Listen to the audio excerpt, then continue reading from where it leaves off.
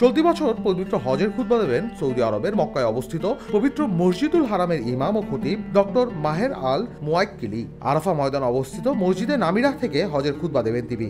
আর এই ডক্টর মাহের একসময় ছিলেন গণিতের শিক্ষক। সেখান থেকে প্রথমে মসজিদে নববীর সহকারী ইমাম, পরে এক পর্যায়ে মসজিদুল হারামের ইমাম ও খতিবের দায়িত্ব পেয়েছেন তিনি।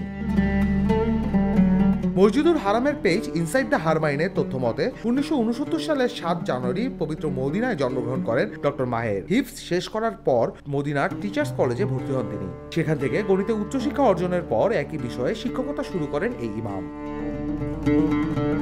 2004 সালে পবিত্র মক্কার উম্মুল কুর বিশ্ববিদ্যালয়ের শারিয়াহ অনুষদ থেকে মাহের বিন হামাদ মাস্টার্স ডিগ্রি লাভ করেন। একই প্রতিষ্ঠান থেকে 2012 সালে ইমাম সিরাজি রহমতুল্লাহ রচিত সাফেই মাজহাবের কিতাব তুহফাতুন নাবিহ শারেহুত তানভীর ওপর ডক্টরেট ডিগ্রি অর্জন করেন। মাহের বিন হামাদের কর্মজীবন শুরু হয় উম্মুল কুরার জুডিশিয়াল স্টাডিজ বিভাগের সহকারী অধ্যাপক হিসেবে। 2005 থেকে 2004 সালে পবিত্র রমজান মাসে মসজিদে নববীর সহকারী ইমামের দায়িত্ব পান। পরে 2007 সালের রমজানে মসজিদুল হারামের তারাবি ও তাহাজ্জুদের নামাজের ইমাম মনোনীত হন। এরপর ওই বছর আনুষ্ঠানিকভাবে মসজিদুল হারামের স্থায়ী ইমামের দায়িত্ব গ্রহণ করেন তিনি। মূলত পবিত্র কুরআনের অসাধারণ তিলাওয়াতের জন্য বিশ্বব্যাপী জনপ্রিয় শায়েখ মাহের বিন হামাদ।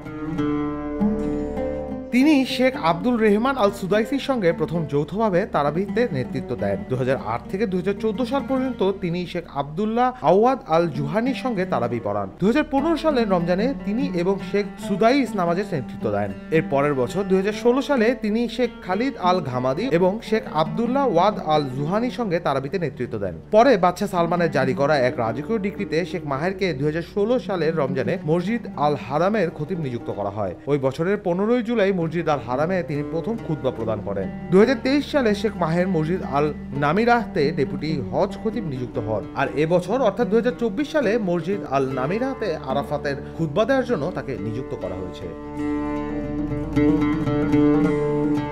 রুমান তুর্য, খবর সংযোগ।